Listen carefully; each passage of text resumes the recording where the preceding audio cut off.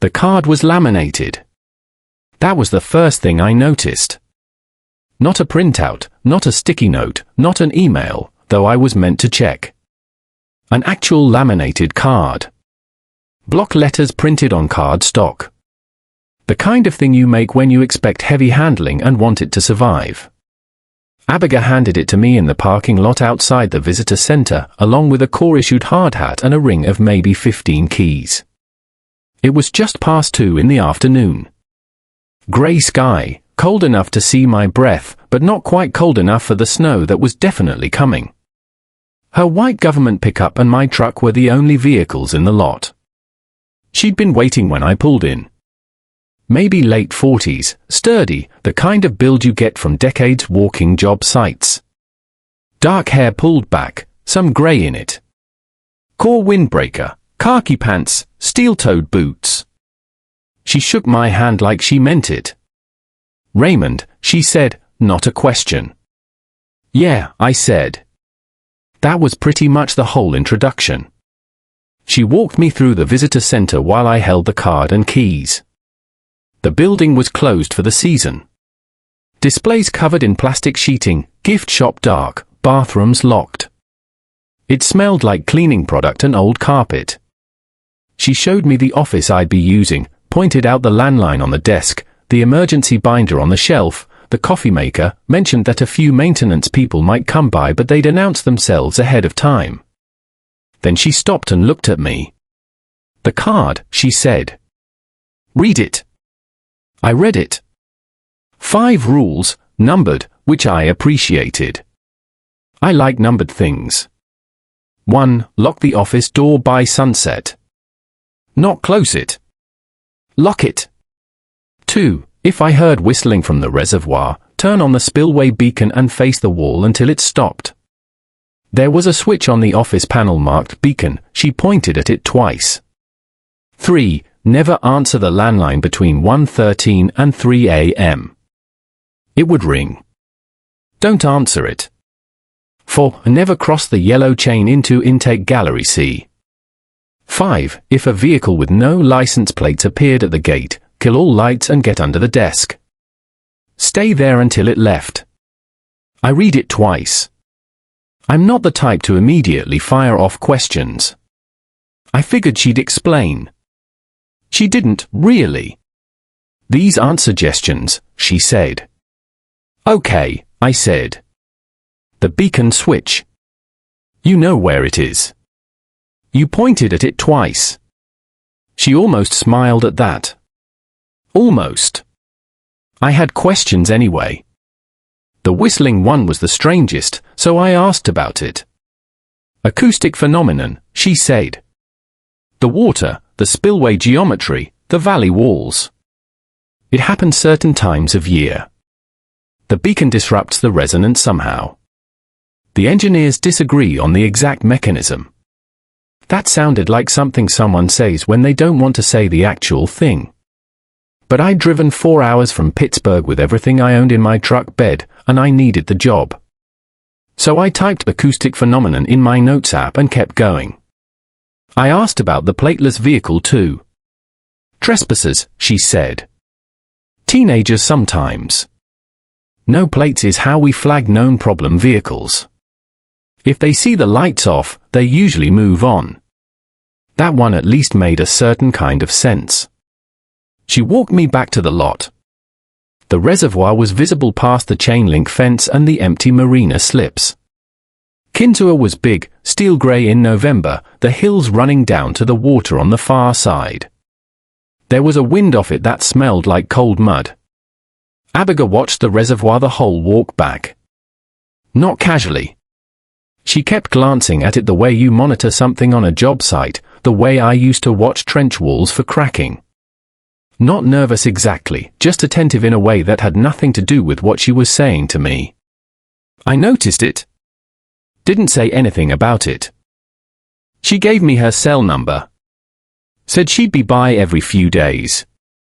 Daylight hours only, she added, which I thought was an odd thing to specify.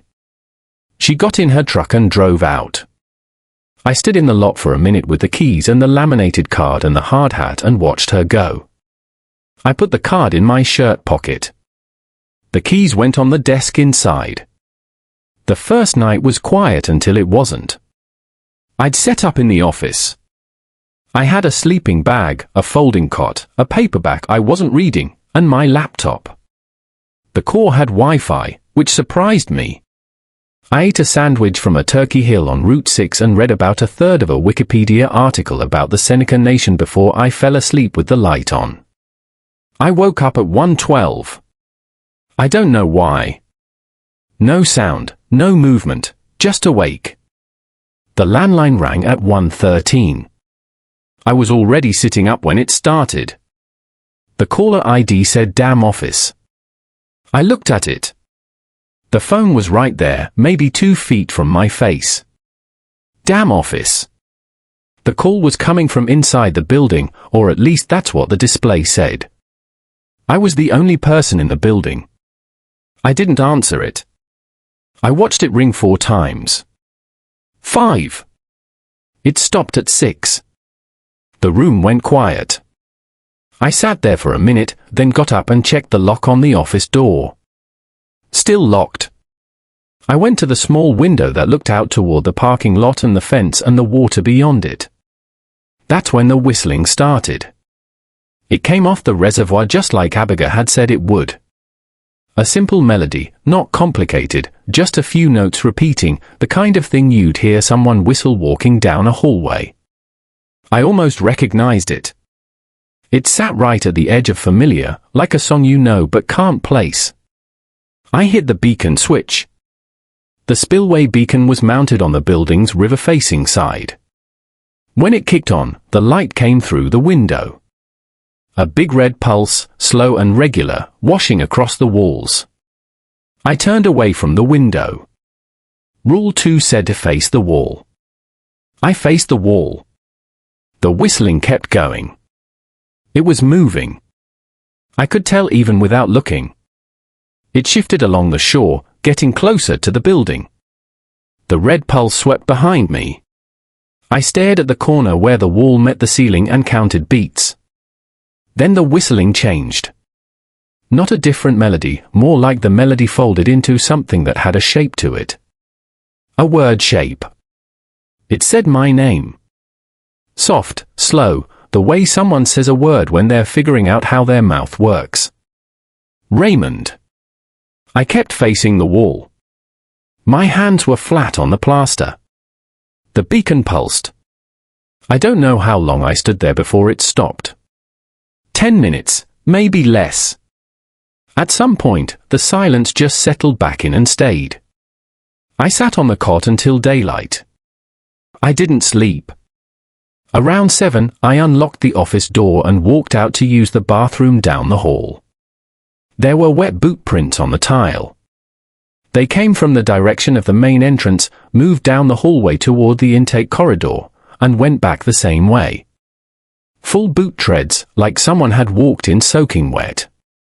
The water had dried at the edges, but the centers were still damp. The prints went straight to the yellow chain strung across the entrance to intake gallery C and stopped. The chain was still latched. I stood there looking at it. The padlock hadn't moved. There was a faint smear of dust on the shackle, still intact.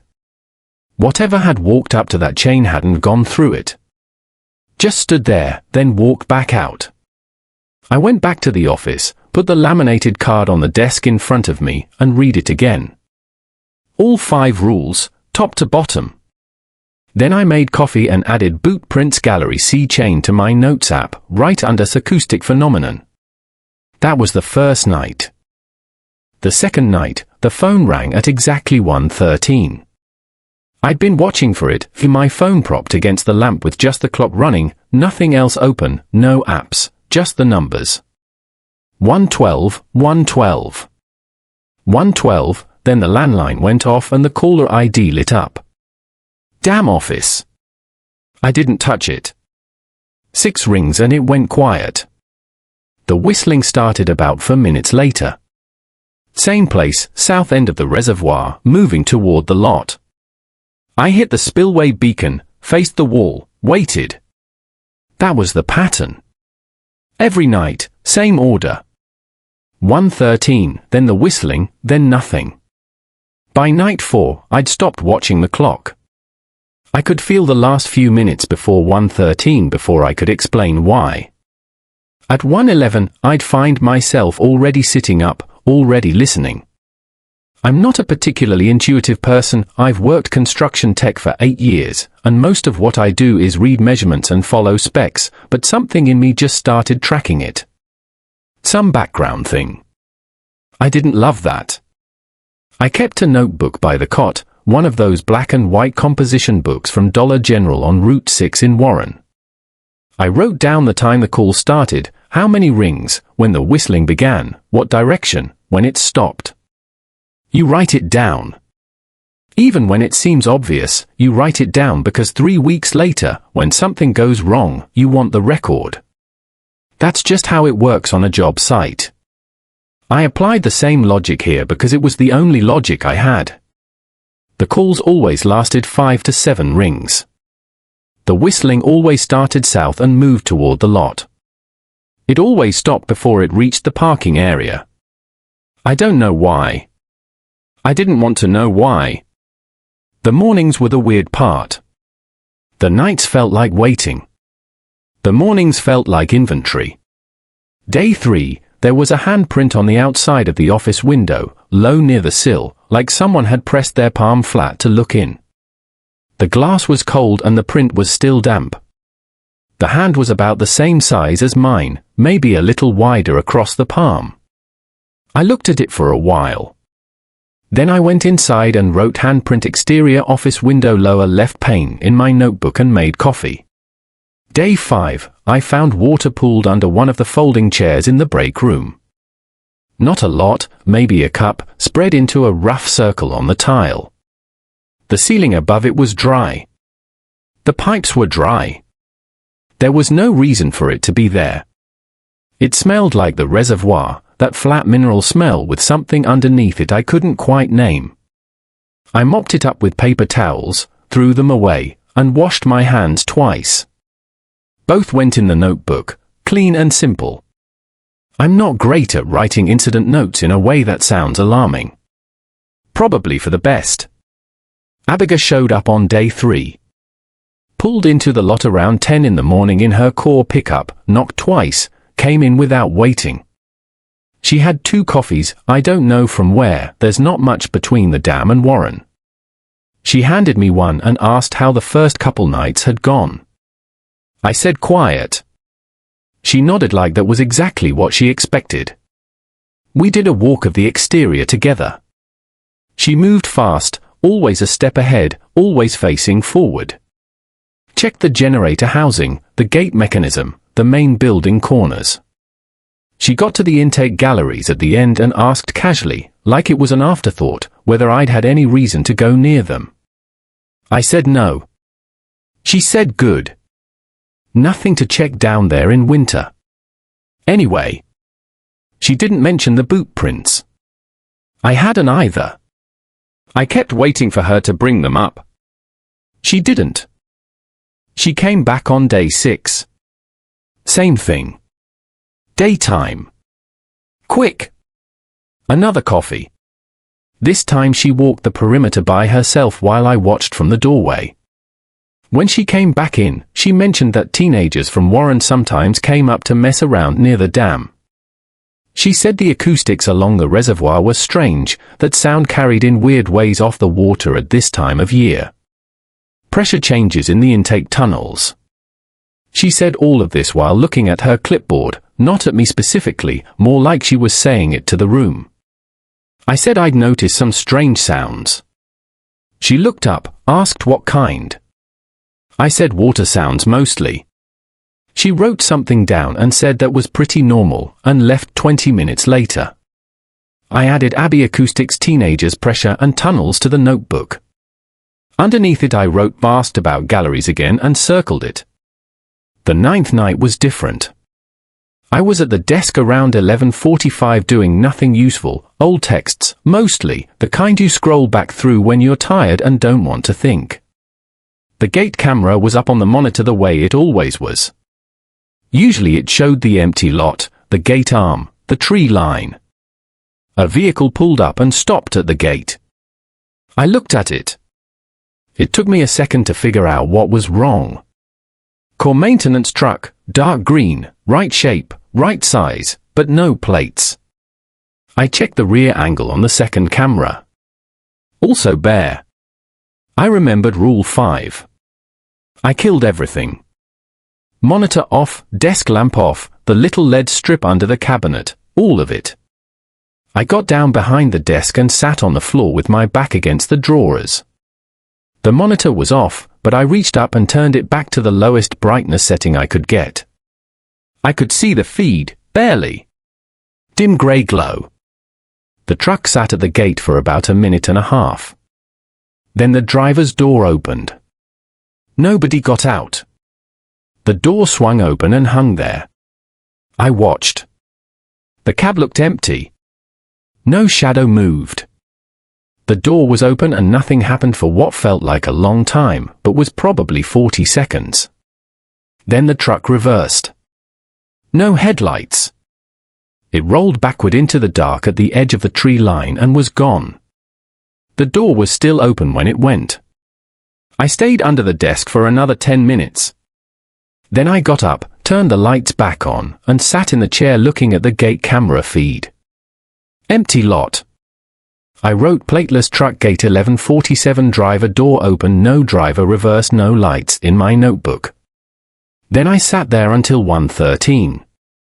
Did the phone, did the beacon, waited for the whistling to stop. I didn't sleep. In the morning, I drove to Warren. The Warren Public Library is on Market Street, 2 stories, brick, parking lot always half full. I got there right when they opened at 9. The woman at the desk pointed me to a back room with a microfilm reader and a row of filing cabinets when I said I was looking for historical coverage of the dam. She said the Warren Times-Observer had been archived on microfilm back to the 1940s. I'm slow with microfilm. Took me a while to figure out the reader, and the older reels were damaged at the edges. But I got through it. There was a lot about the dam construction, project updates, engineering milestones, ribbon cuttings. I skimmed most of it. The Seneca Nation coverage came up in a series from the late 50s into the early 60s.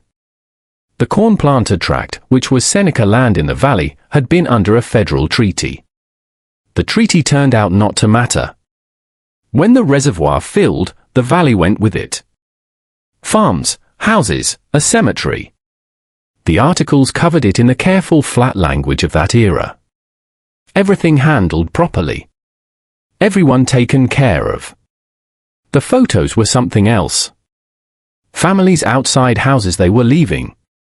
Grave markers pulled from the ground for reburial somewhere else. Whole rows of them loaded onto a flatbed. I'm not going to pretend I understood all the legal history. I didn't. But I understood enough to know that a lot had gone under that water, and not all of it by accident or agreement. Then I found the Sawyer Crane piece. Short article, maybe 200 words. October 1964. A core intake worker had been killed during an unscheduled water release in one of the intake tunnels. He'd been performing routine maintenance when the release occurred. Body not recovered. The investigation was ongoing. I looked for a follow-up and found one item 2 weeks later, still ongoing, and then nothing. No resolution, no findings, just silence. I wrote his name in my notebook. Sawyer Crane. October 64. Body not recovered. I drove back to the dam. The incident binder was in the bottom drawer of the filing cabinet in the office. Abigail had mentioned it on day 1, orange cover, site incident log on labelmaker tape, and said it was mostly routine maintenance notes, not worth reading. I believed her at the time. I opened it when I got back from the library. The entries went back to the mid-70s. Different handwriting in each section, sometimes 2 or 3 different hands within a single year. Each entry was dated and signed. The format varied a little. The content didn't. Whistling from the reservoir. Landline calls at 1:13, the time noted in almost every entry, some with a circle around it. Water on the floors, wet prints, pooling in the break room. Several entries mentioned a vehicle at the gate, no plates, driver's door opening, nobody exiting. Someone in 1988 had written a full paragraph about hearing their name come off the water after the whistling started. Careful printed letters, like they were trying to stay precise. The entry ended, beacon protocol followed. Event passed. The last entry before mine was dated 3 years ago. Initials I didn't recognize, TM. It said he whistling 1:13. Prints chain intact. Same as always. But in the margins, not just one hand, not just one section, but throughout the whole binder, in different pens, different years, printed and cursive and scratched quick like someone was reminding themselves, was the same thing, do not go to Gallery C. Not a rule, not a policy citation, just that. Over and over. From people who'd sat in this same office across 40-some years. I closed the binder and put it back in the drawer. Then I went and stood in front of the yellow chain for a while. Padlock the same. Dust on the shackle the same. I didn't touch anything. I went back to the office and started my log for the night. The storm came in on a Thursday, about a week after the library trip. I'd been watching it build most of the afternoon. The sky went. I stood in the electrical room for a second. I knew what that meant. I'd read enough of the binder to know what that meant. Rule 2 existed because the beacon did something specific enough that 30 years of night watchmen had followed the protocol without question. And now it was dead, and the storm was sitting on top of the reservoir, and it wasn't even 6 p.m. I went back to the office and sat down. I thought about calling Abigail. I actually picked up my cell and found her number, and then thought about what I'd say. Hey, the beacon's out. And then what? She'd already told me she couldn't come at night. She'd said it the way you say something you don't want to explain further. I put my phone down, ate the second half of the granola bar. The whistling started at 6:17. I knew from the binder it got louder when the beacon was out. I wasn't ready for what louder actually meant. The first few times I'd heard it, it was a sound at the edge of the property, something you could almost argue was wind. This was in the building. Not through the walls. In the walls. Like the pipes were carrying it up from somewhere below. A single repeated phrase, just a few notes. The kind of thing that almost resolves into something you recognize. Almost. Never quite. I turned on every light in the office. Both lamps, the overhead, the desk lamp in the corner I'd never used because the bulb was weak and buzzed. I didn't have a working beacon, so I figured I'd substitute what I had. I knew it wasn't the same thing. I did it anyway. The landline rang at 1:13 exactly. The display said "Damn office." I sat and watched it ring 4 times and go to voicemail. Then I thought about the binder again. Dozens of people letting it ring through. Rule 3 said don't answer. Rule 3 did not say don't unplug. I pulled the cord out of the wall jack. The silence after that was pretty good. The whistling was still going somewhere outside, but it felt further away, and the ringing was just gone. And I sat there thinking, okay, that's something. I'm handling it. That lasted about 10 minutes. Then the hallway lights came on. All of them. Every overhead panel in the corridor running from the office toward the intake galleries. The ones I'd verified were off. The ones not on the generator's priority circuit. I had checked that specifically. Those lights were supposed to be dead. They were on. Flat white fluorescent light filling the hallway like it was the middle of a workday. I didn't move for a little while. The smell came under the door next. Not the hallway door, the intake corridor door, the one with the yellow chain on the other side. River mud and something metallic, like a jar of pennies left in standing water. It came in low along the floor the way cold air does. I got up and walked to the corridor door. It was open. I was sure I'd checked it. I checked it every night. Part of my 9 p.m. round. The corridor door had been closed and latched. Now it was standing open maybe 4 inches. And through the gap was that grey flat light. Not fluorescent, not quite anything I had a name for, just grey and even. The yellow chain was visible through the gap. Still latched. Still hanging across. Everything past it was shadow. Then I heard the boots. A shuffle. Not footsteps exactly, more like something shifting weight. The sound of rubber soles on wet concrete. From inside the corridor. Past the chain. In the dark part the grey light didn't reach. I pushed the door shut. I grabbed the nearest chair, the metal folding kind I'd been using as a side table for my water bottle, and shoved it under the door handle the way you see in movies and always think looks dumb. Turns out it works fine on a door that opens inward. The chair legs caught on the tile and held. I went back to the desk. Sat down. The whistling was doing something outside I wasn't going to think about too carefully. The hallway lights were still on through the gap under the office door, that flat white strip at floor level. I looked at the landline cord hanging loose from the wall jack. I thought about the binder. 40 years of entries. Nobody had ever mentioned unplugging the phone. They'd mentioned not answering it. The phone itself was always just there, part of the furniture, part of the setup. The rule said don't answer. Not don't unplug. But those aren't the same thing. I'd assumed I was cutting off something trying to get through. What if the call wasn't trying to get through? What if the call was the thing doing the holding? I sat with that for a while.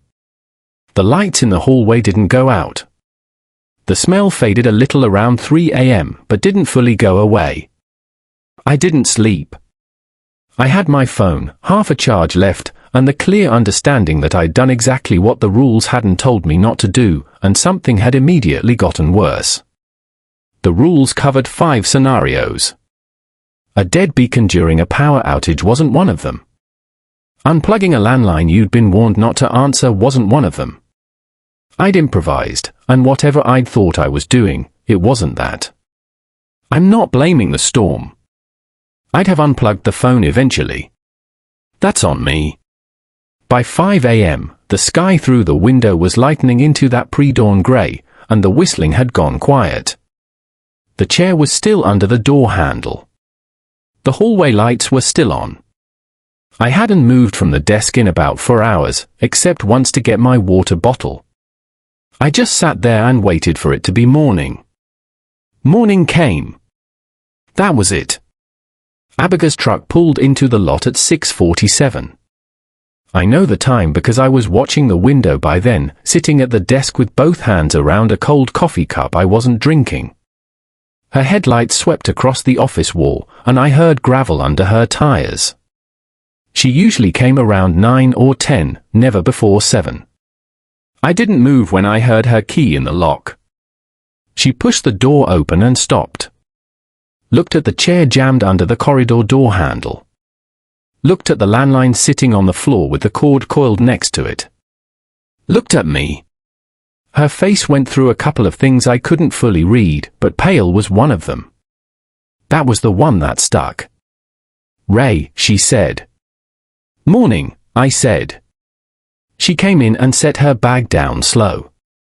Didn't say anything else right away. Walked to the corridor door and put her hand on the back of the chair. Didn't pull it. Just touched it, like she was checking the temperature. "How long has this been here?" she said. "Since about 1:30. She nodded, like that confirmed something. Looked at the unplugged phone on the floor. "You unplugged it." The line rang during a power outage. I didn't think that was possible. She was quiet for a minute. I could hear the reservoir from here, which I usually couldn't unless the wind was right. Flat and grey out there, not much moving. She was staring at the corridor door. "Okay," she said finally, more to herself than to me. I waited. She pulled the rolling chair from the far desk, the one with the cracked armrest, and sat down across from me. She wasn't in a rush anymore. That was different. Every other visit, she'd been out the door in 20 minutes. This time, she sat like she was settling in. "The phone line," she said. "It's not a phone line." I didn't say anything. "It runs to a junction box in the intake corridor. Always has. The signal, whatever it is that makes it ring, it goes in there and it loops. That's it. Goes in and loops and never gets anywhere. As long as the line's connected." She paused. "You said not to answer it," I said. "You didn't say anything about unplugging it." "I know." She didn't sound mad. She sounded tired in a specific way, like someone who'd been bracing for a conversation for a long time, and now it was finally happening. "That's on me." I thought about the lights coming on, the smell under the door, the thing pressing from the other side of that wall at 1:30 in the morning. I said, "The rules aren't precautions." She looked at me. "They're not safety precautions. They're something else." She didn't answer right away. Then, "No. They're not." She got up and went to the metal cabinet against the back wall, the one I'd always figured was full of maintenance schedules and inspection logs and things I'd never need to look at. She had a key on her ring I hadn't seen her use before. Smaller than the others. Brass, with a tag that said nothing, just a number, 22. The cabinet door swung open, and she started pulling things out, setting them on the desk. Roll drawings held with a rubber band. A manila folder that had been taped shut and then opened at some point and retaped. A brown envelope with Intake C modifications written on it in black marker, all caps, underlined twice. She laid it all out and stepped back. "Take your time," she said. I started with the drawings. Old core blueprints, the kind on pale blue paper with faded white lines. Kin to a dam intake gallery cross-sections. Gallery C was marked differently than A and B. There was a notation along the east wall, a box with a symbol in it I didn't recognize at first. Kind of a closed loop with a line through the middle. Hand-drawn, not printed. Somebody had added it to the original blueprint after the fact. I unrolled the next drawing. Same symbol, different date. The one after that, same. Decades apart, different draftsmen, same symbol. Kept getting added to the Gallery C wall notation, like it was standard procedure, and somebody just forgot to tell anyone what it meant. I opened the envelope. Photos. Polaroids first, then standard prints, a few digital ones near the bottom. All of them showing the same section of Gallery C's east wall. The symbol in the first photo was painted on, white paint on grey concrete, maybe 2 feet across. In the next photo, it was painted over, grey on grey, barely visible. In the one after that, it was back, painted again in white, a little larger. Then covered again. Then painted again, bigger. The last few photos, the more recent ones, it wasn't painted anymore. It was carved. Deep grooves in the concrete. Somebody had cut it in with a chisel, or something close to it. Like whoever kept covering it up had eventually given up, and whoever kept putting it back had gotten tired of using paint. "What is this?" I said. "We don't know what it means," Abigail said. "We know it keeps showing up. We know it's been there since at least 67. That's the first record we have. Who keeps drawing it?" She didn't answer that one. She slid the manila folder toward me instead. It had a label, Night Watch Personnel, kin to a facility. There was a typed roster inside, single-spaced, 2 pages, names and dates going back about 20 years. Each entry had a start date, an end date, and a status column. Most of the status entries said completed or transferred. A few said resigned. I counted 7 names circled in red. Those had single words next to them in handwriting, not typing. Resigned appeared twice. Relocated. Medical. Medicals again. Missing. Missing. And one that just said no. I looked up. This one just says no, I know. What does that mean? It means we don't know. I put the folder down. The 7 circled names were spaced out across the full 20 years. Not clustered. Not a bad stretch or a bad year. Just scattered, one every couple of years, like a pattern that didn't care about timing. I said, Sawyer Crane. Abigail looked at her hands.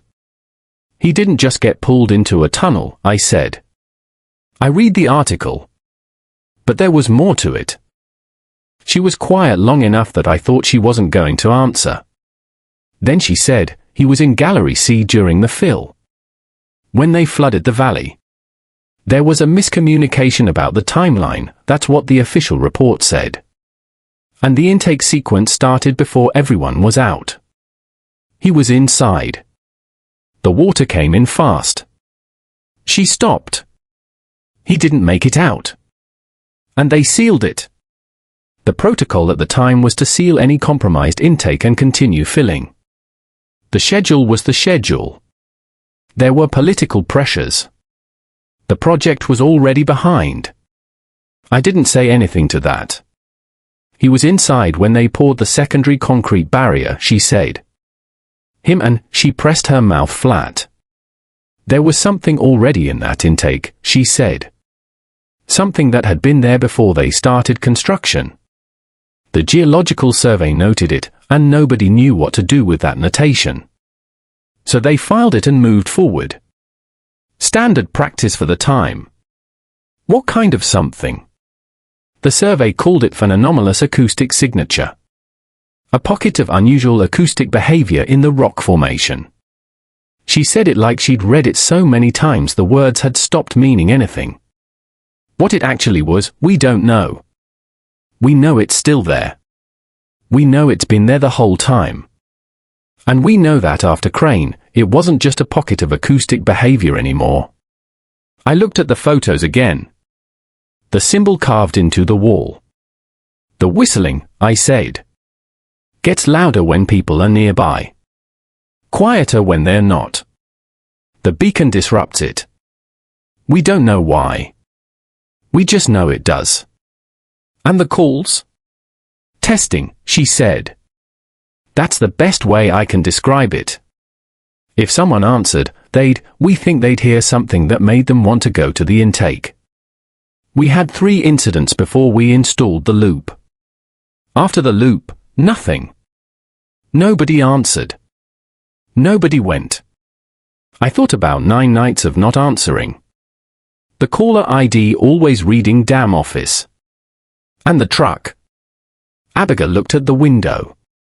The truck started showing up about 12 years ago. A core maintenance vehicle from the 1960s. Same model cranes crew used. No plates. We ran it every way we could. The VIN doesn't match any vehicle in the registry. It's not in our fleet records. It just shows up. She didn't say anything else about the truck. She didn't have to. The driver, I said. There's never been a driver. Not one anyone seen exit the vehicle. The door opens. That's all. I sat with that. The door specifically bugged me more than most of it. I don't know why. It just did.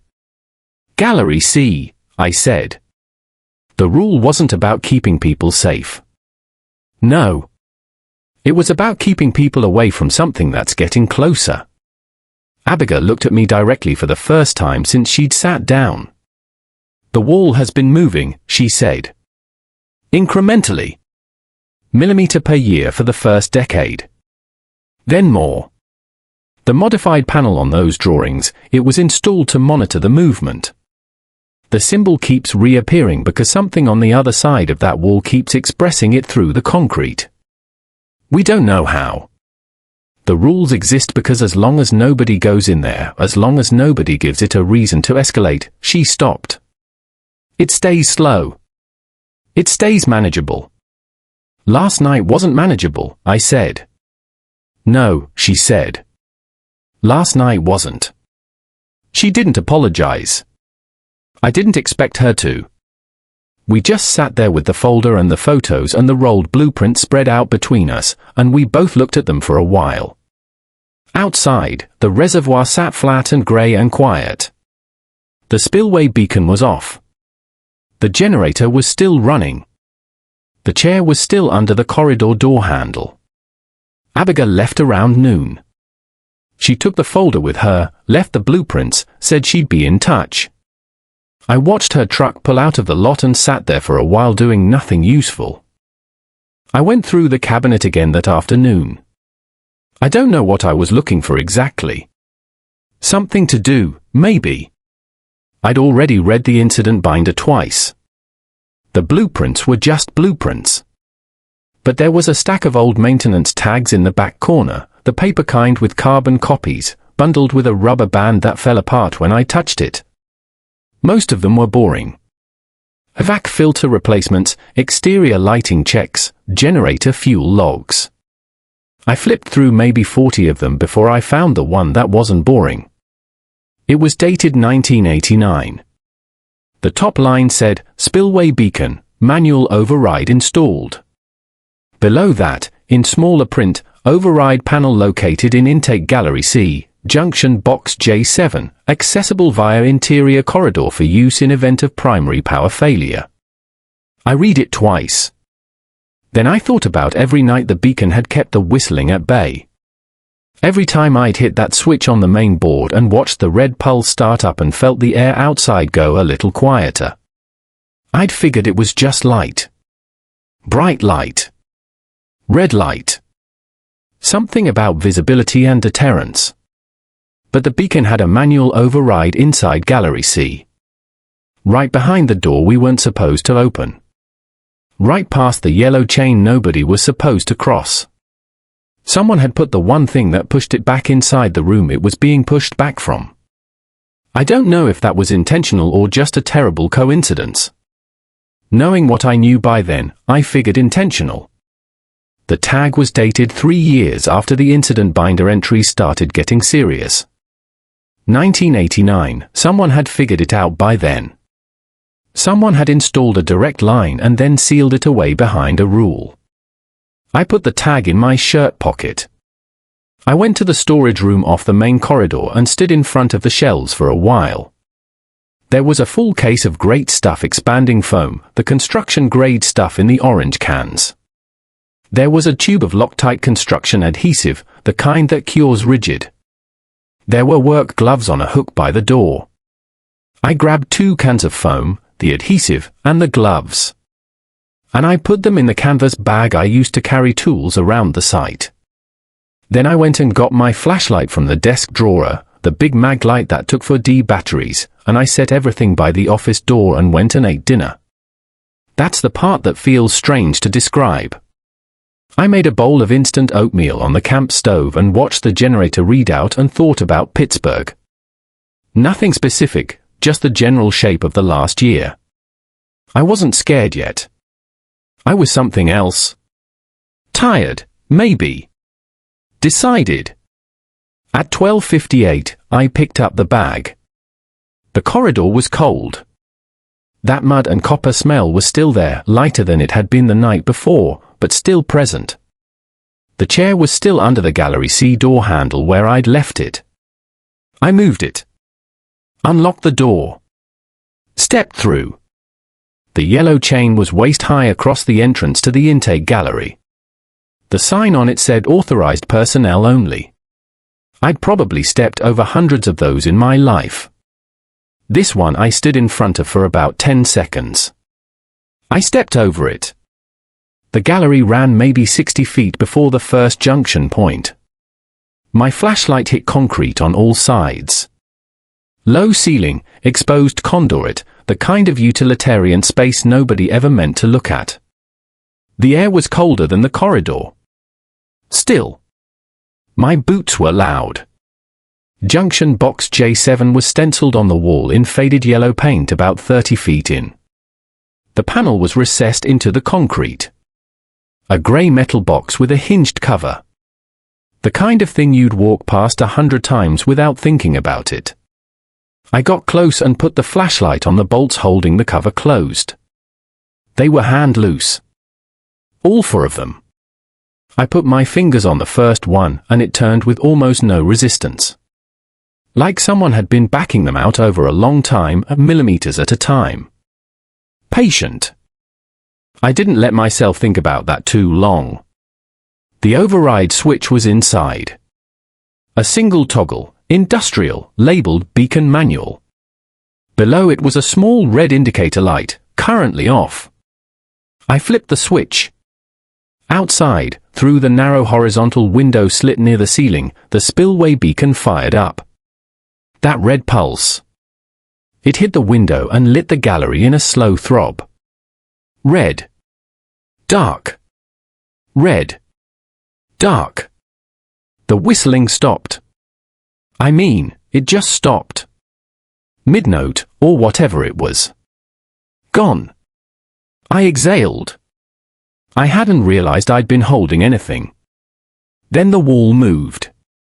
The wall directly across from the panel, maybe 8 feet away. It flexed inward just slightly, like something on the other side had leaned against it.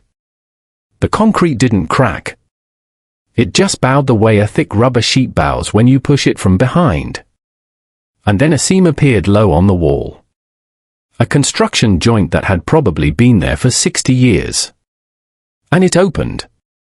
Not wide, an inch, maybe less. Just a thin black gap running about 4 feet horizontally. Something was pressing from the other side. Slow. Not frantic. Patient. I had the foam out of the bag before I had consciously decided to move. The nozzle went into the gap. I squeezed the trigger and held it and moved the can along the seam, filling it, watching the foam expand and push back out around the nozzle, yellow-white, already hardening at the edges. The pressure from the other side didn't stop. The foam compressed where it was thinnest. I emptied the first can and dropped it and had the second one in before it hit the floor. The seam held at the width it was. Whatever was pushing kept pushing. When the second can was empty, I had the adhesive tube in my hands. I smeared it over the foam with my gloved palm, thick, working fast, pressing it into the edges where the foam met the concrete. It wasn't a fix. I knew it wasn't a fix. But it was something to put between me and whatever was on the other side of that seam. Then I put both hands against the panel cover and threw my weight into it. The hinged cover latched. I got both hands on the top bolt and ran it down. Then the second, the third. My fingers were shaking a little by the fourth one, but I got it closed. The wall was still. The seam was packed. I grabbed the bag and walked back toward the chain. The ringing started somewhere in the building behind me. Not the landline, something bigger. Like the whole electrical system was vibrating. It peaked loud enough to feel in my back teeth, and then it cut. Dead silence. I stepped over the yellow chain behind me. The whistling started up again, just barely, the beginning of a note, like someone drawing breath, and then it stopped. Like it ran out of something to push with. I stood in the corridor with the empty canvas bag and the flashlight, and I didn't move for a while. Then I went and sat at the desk and waited for morning. Morning came. Grey and flat. I didn't sleep. I just sat at the desk until the windows went from black to the kind of dark blue that means the sun is getting around to it. Then I got up, grabbed the canvas bag I'd been using as a general catch-all for the last few weeks, and put 3 things in it. The laminated rules card. The folder of photos I'd taken with my phone and printed at the drugstore in town 2 days earlier. And the incident binder. The binder barely fit. I zipped the bag around it and went to my truck. I drove to the Pennsylvania State Police Barracks on Crescent Park Road. Took me about 22 minutes.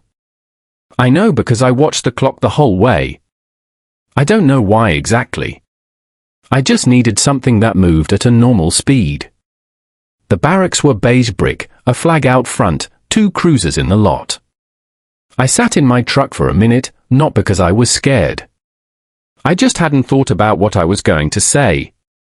I figured I'd say exactly what happened. I went in. A trooper at the front desk asked what I needed. I said I needed to talk to someone about an ongoing safety issue at the Kinzua Dam site.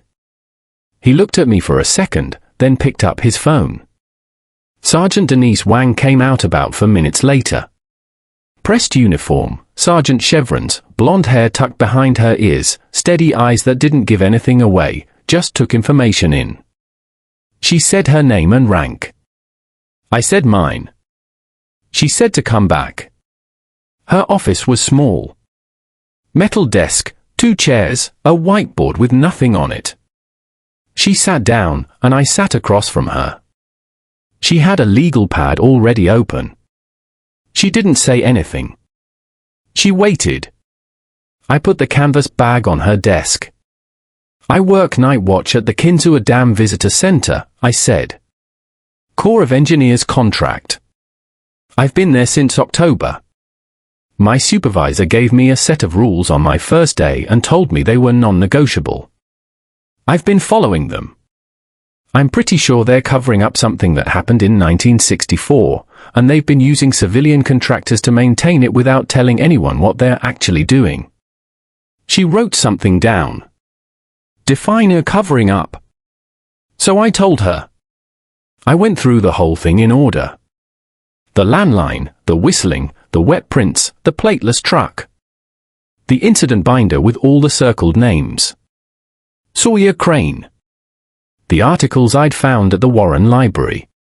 The cabinet in Abiga's office and the photos of the symbol painted and repainted in Gallery C over 40 years. What Abiga had finally told me. What I'd found in Gallery C the night before. The loosened bolts. The panel. The seam. Denise Wang wrote things down. She asked questions that were calm and specific, dates, times, names. She asked me to describe the symbol.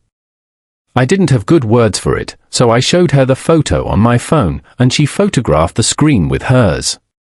She asked if I had documentation of the contractor roster. I pulled the binder out and opened it to the page with the circled names. She read it without touching it, then asked me to leave it. I left everything.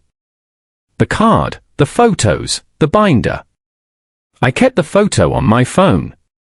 She walked me back to the lobby. At the door, she said, "Don't go back to the site until I hear from you." I said that was fine by me. She gave me a card with her direct number on it. Small state seal in the corner.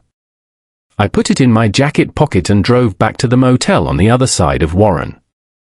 I slept until noon. Woke up to 2 voicemails from a core district number I didn't recognize. I didn't call back. The investigation moved faster than I expected. By Wednesday, 3 days after I'd walked into the barracks, Denise Wang called to say the Corps had been formally contacted and engineers from the Pittsburgh district were being sent to the site. She said I might need to make a recorded statement. I said okay. I made the statement Thursday morning. 2 hours. A trooper sat in and typed while I talked, and Denise Wang asked the questions. She had a printout on the desk that looked like a copy of the incident binder. She asked about Gallery C specifically, what I'd done, what I'd seen. I walked her through it. The foam, the adhesive, the panel, the seam. She didn't react much, just wrote things down. I asked if I'd done something wrong going in there. She said, "You're not the one we're looking at." That was the whole answer. I took it. The Corps engineers got into Gallery C that Friday. Denise Wang called me afterward. They'd found the modified panel with the override switch, the carved symbol on the interior wall, and a secondary contractor roster going back further than the one in the binder. The symbol matched my photo. The phone was still in the seam. She didn't tell me what the symbol meant. I didn't ask. Abigail was suspended by the end of that week. The formal charges came later. A letter in the mail. Something about unauthorized containment operations and misuse of civilian labor. Reckless endangerment was in there. I read it once, put it in the nightstand drawer, and didn't look at it again. I felt bad about it a little. Not for her exactly, more for the version of the situation where she'd been stuck knowing something terrible for 20 years and hadn't found a way out that didn't involve handing people a laminated card and hoping for the best. That's probably me reading into things. I don't actually know what she felt. She never called. The core sealed gallery C the following week. Reinforced concrete directly behind the flexing wall. I heard this from Denise Wang, who got it from the engineering report.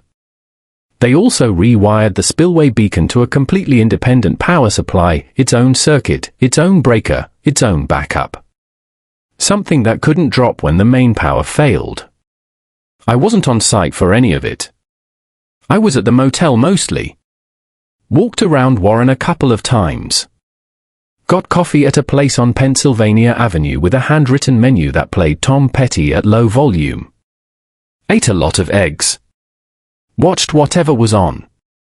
I'm not great at waiting, but I didn't have anywhere else to be. The night after the core sealed Gallery C, I slept straight through without waking up. I didn't think about that until later. The 113 call stopped. No more calls at all. According to what a trooper mentioned in passing during one of my check-ins, whatever had been cycling through that line just quit. The whistling was gone. Not quieter. Gone. None of the engineering crew reported hearing it during 3 days of work inside Gallery C. Just concrete and cold air and the smell of a dam doing what it does. I picked up my last paycheck on a Tuesday. Not from Abigail, from a core administrative office in Warren that had taken over contractor payments since the suspension. A woman at the front desk handed me an envelope with my name on it and asked me to sign a receipt. She was polite. She didn't look at me any particular way. I signed and left. I loaded my truck that afternoon. Didn't take long. I'd been living out of a bag since October. 2 duffels, a backpack, a box of food from the mini fridge, my work boots on the floor behind the passenger seat. I dropped the room key in the box by the motel office. The woman at the front desk waved. I waved back. I took Route 6 east out of Warren. The reservoir was visible for a stretch before the road curved away. Grey water, grey sky, tree stripped down bare. The spillway beacon was running.